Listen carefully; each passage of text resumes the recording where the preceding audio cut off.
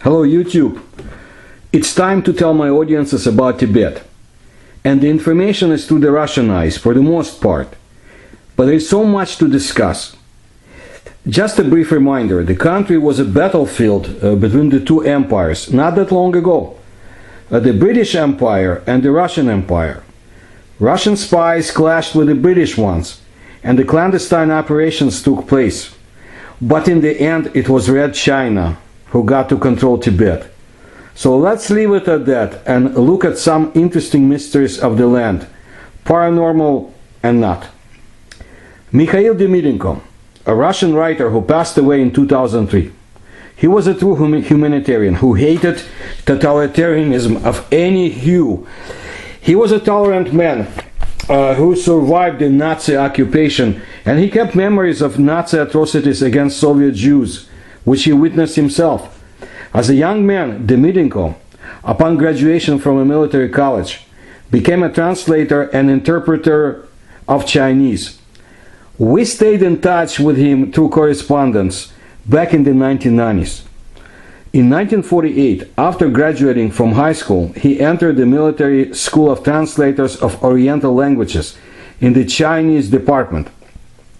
Among the Japanese teachers at that college, by the way, was Arkady Strugatsky, that Soviet writer, science fiction writer, who was, I think, the first one to tell the world that the KGB was after Ivan Yefremov, the famous Russian writer I speak a lot about, because Yefremov was allegedly an extraterrestrial. So, let's move on. So, after graduating from the School of Translators, Demidenko was sent by the General Staff of the Soviet Army to China, to the headquarters of Air Force in Mukden. He worked as a translator for Chinese volunteers who fought in Korea. After the armistice, he traveled all over China, from Qiqihar in the northeast to Nanjing, and from Shanghai to western Tibet. So, he was dispatched by the General Staff of the Soviet Army to raid China's Air Force headquarters, and also served in North Korea during the war. Later, Demidenko traveled through China all the way, like I said, to western Tibet. And also, when he became a well-known author and scriptwriter, he had visited a number of countries in Southeast Asia and Europe. He was a special correspondent of Soviet newspapers and a part of their writers' unions. And since 1968, he constantly traveled to China, Vietnam, Cambodia, or Kampuchea as they called it, Laos, Mongolia, India, and Malaysia, and other countries. And he published his travel essays, and at the same time, he was accumulating impressions, information, and facts for his artistic works and for his research. He knew a lot. He collected materials to write very fascinating books, including his last, Following the SS Trail into the Tibet. It was published in 1999. Look, I read his book about spies in Vietnam. It was published back in 1979. He was able to tell quite a lot about what was going on, and very unusual information for a Soviet writer. Let's see what he revealed about Tibet. In 1954, Demidenko was accompanying high-ranking Beijing and Soviet military commanders while they inspected Red Chinese troops in Xinjiang province, Uyghur Autonomous Region, and western Tibet, where the group spent a night in a Lamaist monastery. And there Demidenko met an old monk who was a Russian-speaking Mongol. Among many fascinating subjects, the monk told him of the caves in the Tibetan mountains, where 3 meters tall giants remain in an anesthesia-induced sleep. One day they can wake up, according to the monk. While later Demidenko heard stories about the Red Chinese troops who gutted one of such sacred caves, removed from their sleeping amphibian giants, and publicly hanged them. I used this information for my investigation of the Lake Baikal underwater humanoids, and also other fascinating information received from Demidенko years ago. You can read it all in Russia's USO Secrets. Now, let's move to the year 2021. A scientific research expedition has uncovered a mysterious treasure trove from an early nomadic culture in Namtso Lake area on the northern Qinghai Tibetan Plateau. The Tibetan Plateau is surrounded by massive mountain ranges of high mountain Asia.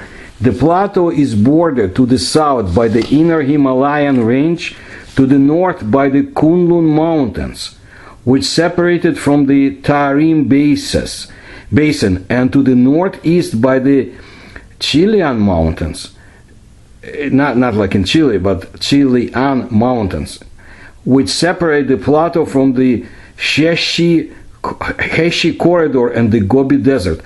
All those territories and fascinating phenomena that goes back millennia, you can find in my videos. I strongly recommend that you turn your attention to that part of the earth, because there is a lot that's going on in terms of what we can call paranormal. To the east and southeast, the plateau gives way to the forested gorge and rich geography of the mountainous headwaters of the Salween Mekong and Yangtze rivers in the northwest Yunnan and western Sichuan, the Hengduan Mountains. And again, I have a video about Sichuan and its mysteries. Please don't skip it. Not enough attention is being paid to China. I'm glad I do, because it's a very important country with ancient civilization and quite a lot when it comes to paranormal. In the west, the curve of the rugged Karakoram range of the northern Kashmir embraces the plateau. The Indus River originates in the western Tibetan Plateau in the vicinity of Lake Manasarovar. Locked in the southeast of northern Qinghai Tibetan Plateau and between the counties of Dam Kshung and Bangor, Tibetan Autonomous Region, Namtso has an altitude of 4,730 meters and an area of 2,020 square kilometers, meaning the Lake of Heaven in Tibetan language. Namtso is not only a famous world-class tourist destination, but also an important area for the second Qinghai Tibet scientific expedition, which started in the August of 2017.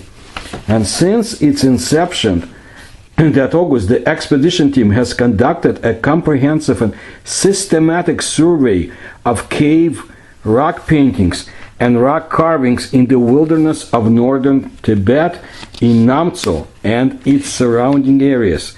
Substantial evidence has revealed the rich historical implications of exchanges between the nomads of the plateau and other ethnic groups.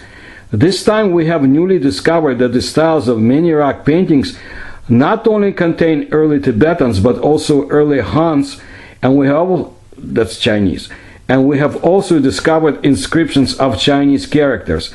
In addition, there are also Central Asian styles, indicating that Namtso Lake is an important passage of the ancient Silk Road and integrates different cultures, according to Professor Tang Huisheng of the Department of Archaeology in the School of History and Culture, Hebei Normal University, and director of the International Center of Rock Art Dating. Experts have also discovered many ancient remains of stone tools, stone tombs, and sacrificial sites in northern Tibet, which is of great significance for understanding the early nomadic culture in northern Tibet. Scientists carried out the first scientific dating work of rock paintings on Namtso's famous tourist destination, Jashi Island. This is our first attempt to date rock paintings with scientific techniques. For colorful rock paintings, we mainly use the uranium method, which extracts the carbonate or calcium carbonate on the rock paintings. Combining the carbon-14 dating with the uranium dating and mutually correcting each other is the most commonly used method for rock painting in the world, according to Tang. The team collected 14 samples on Jashi Island, including 13 for uranium dating and 1 for carbon-14 dating. After the intervention of multidisciplinary, first we will have a new breakthrough in the dating data. For the Tibetan rock painting, it is both a breakthrough and an attempt. According to Norbu Tashi, director of the Archaeological Research Office under the Institute of Cultural Relics Protection in Tibet. Would be very, very interesting to see what they have in the archives and in the storages of that institute. Listen, I believe after many years of my own research that much more will be discovered in the waters around the island Jashi, because there's only so much you can learn from official statements, okay? But I'm not sure we will find out about such discoveries anytime soon. I suggest you stay tuned to Chinese archaeological developments. There is a lot to be discovered in Tibet. And there is a lot that's there that we just don't access to, like the ancient books on medicine. And stories I've heard about underground libraries, which have thousands of books written in ancient languages, which contain interesting medical secrets, and more, of course. But speaking about that, let's look at some unusual object on planet Earth located in Tibet and adjacent lands. Very interesting. In the mountains of Tibet, Bhutan, Nepal, and the northern regions of India grows either a mushroom or an insect. It's called Yarsa Goomba. The literal translation of this name sounds like this: grass in summer, caterpillar in winter. The official name of this mushroom in Chinese, cordyceps. Let me try it in Latin: Ophiocordyceps sinensis. It's a genus of fungi from the family Ophiocordycipitiaceae, belonging to the class of Ascomycetes, for those who are deep into mushrooms, as I can see from comments to my other videos.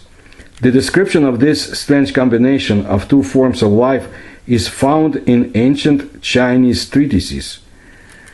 The Chinese believe that those lucky people who are fortunate enough to find Yarsa Goomba expect big changes in fate, destiny, long male affluence, let's leave it at that, and attractiveness for persons of the opposite sex.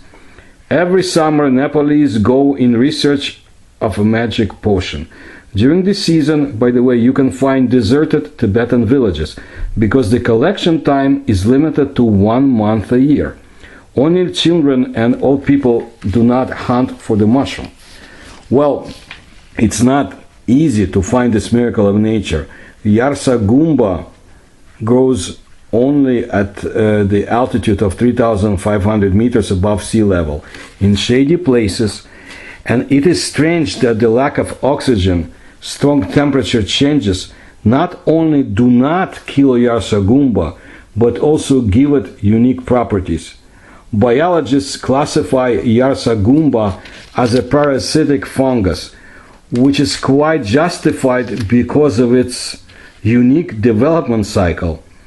The fungus parasitizes on larvae and caterpillars of butterflies living in moist soil or on ants.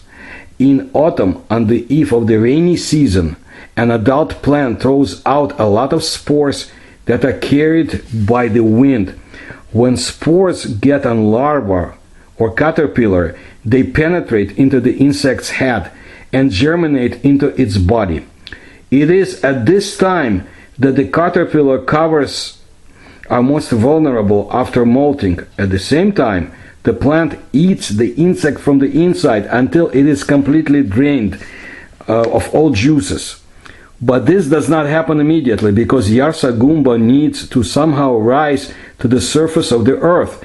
Therefore, the fungus affects the vital organs of the caterpillar in the last place.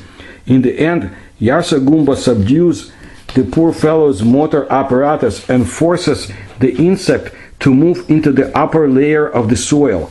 So the dead caterpillar freezes upside down for a few centimeters before the surface. As soon as it gets warm in the mountains of Tibet, the snow begins to melt. The fast-growing parasite breaks through the insect's head and comes to the surface. Now the root system of grasses growing nearby serves as a donor for it. Another interesting feature of the fungus is that it fills the caterpillar so much it does not decompose and it is not infected by any other microorganisms. Firstly, there is simply no place for them, and secondly, Yarsa Goomba has properties similar to those of an antibiotic. Therefore, both parts of the mushroom are used for the preparation of medicines. A dark brown mature plant is very similar to a caterpillar with a knot coming out of its head. It even repeats the curve of the body of the deceased insect. The mushroom seems to consist of two parts, a bumpy light brown caterpillar body and a dark brown with a smooth surface of the plant body. The height of the Yarsa Goomba varies from 4 to 8 centimeters. There are also larger specimens, up to 11 centimeters. The weight ranges from 300 to 500 milligrams. The thickness of the stem is from 3 to 4 millimeters. The mushroom tastes sweet and has a pleasant smell. That's what people say who tasted it. It's an amazing drug, I heard. The first mention of this remedy in Tibetan medicine is contained in the work On 1,000 Medicines, the author of which was Zurchar Nyamni Dorjia, and he passed away in the year of 1475. It was first mentioned in Chinese sources in 1649. The healing properties of this plant were discovered many centuries ago by shepherds who noticed the unusual activity of cattle that ate Yarsa Goomba. Since then, the mushroom has been mined and used as a tonic, but it was available only to the emperors of the Ming dynasty. It is no coincidence that today a kilogram of Yarsa Goomba costs from $7,000 to $8,000. I heard more. You have to account for the inflation. It is believed that if you constantly take medications based on this mushroom, you can prolong your life. Yarsa Goomba contains many substances that contribute to this, but their effect has not yet been fully studied. The medicine prepared from the mushroom can defeat tuberculosis, get rid of problems with the liver, kidneys, stomach, toothache, back pain. Yarsa Goomba helps to cope with leukemia, saves from depression, restores the body after a long illness. In addition, this natural aphrodisiac actively affects sex hormones and sexual arousal centers in the brain. Research results have shown that Yarsa Goomba helps to restore full sexual health to 86% of women to 67% of men. Again, this is from the Russian sources. Now, Nepalese chopped mushroom is boiled in milk or infused with alcohol and are then added to tea or soup. Despite the fact that Yarsa Goomba has been actively used in Chinese medicine for a long time, it was practically unknown in Western countries. The mushroom gained fame back in 1993 after the Chinese Athletics Championships, where 3 world records for running at different distances were set all at once. And these achievements remain records to this day. The world community could not ignore such an amazing fact. 3 athletes who set a record passed doping tests, but nothing extraneous was found in their blood. Their coach reported that the girls ate turtle blood soup with the addition of Yarsa Goomba broth. This information was confirmed by the advisor of the National Olympic Team of Red China. That's when the Yarsa Goomba boom began in the United States and Europe. The hunt for Yarsa Goomba is reminiscent of the times of the gold rush. By the way, this hunt is quite dangerous. Several people died during the season. A resident of the village of Nar, Nimching, tells that the leader of their village was killed a year ago. He was stabbed to death by a group of foreign collectors of Yarsa Goomba when he was checking whether they had permission to collect valuable raw materials. The crooks were engaged in this hunt for the Yarsa Goomba illegally. So they killed him and even tried to escape with the collected Yarsa Goomba. Mushroom extraction is the only way for many locals to earn money. Moreover, those who went looking for Yarsa Goomba earlier than the deadline face a serious fine. Almost every collector produces about 1,000 pieces of Yarsa Goomba per month, for which he can get about $3,000, again before inflation. By the way, only local residents have licenses to collect the mushroom. Outsiders have no right to do this. It is clear that where there is something valuable, there will definitely be people who want to warm their hands on it, so to say. Yarsa Goomba is one of the contraband items, which means that the proceeds from its sales go past the state treasury. A few years ago, the Nepalese authorities were going to impose a tax on the collection of mushrooms, amounting to $70 per season from one earner. Resellers buy larvae infected with Yarsa Goomba for $700 and then sell for $3,000. They guard the collectors, not allowing them to take out the goods, so to say. And those who are caught violating this are severely punished. In addition to problems with law, the poaching of Yarsa Goomba entails environmental problems. Collectors do not stand on ceremony with nature in pursuit of profit. They do not look for a mushroom among the vegetation, just they plow the soil like tractor, pulling up the grass by the roots. In addition, visiting what we can call guest performers have time to harvest the mushroom before the start of the season. Very interesting. In the future videos, I will present more information about Tibet. There's so much more to tell about more of its paranormal phenomena, about very interesting beliefs, and somewhat hidden history. But at least I got to tell you about 3 very interesting subjects today. And I want to tell you that there is much more to tell about the natural world of our planet that not a lot of people know, but I did my research on, for example, very interesting variety of ants, absolutely interesting, which again also touch some of the abilities that they have are incredible and touch upon what we could call paranormal phenomena and other properties of animals. It's just amazing. I mean, it doesn't mean that they're paranormal, no, but amazing and not well known, but something that actually people could use. But we're entering the area of the so-called biological civilization that we could talk about in the future, because this is not what surrounds us. We live in a different type of civilization, call it machine civilization. So if you like my research, I do ask that you please support me through the links you can see in the description to this channel, and please subscribe to my channel and tell others, and I'll bring you more videos as soon as I can. Thank you.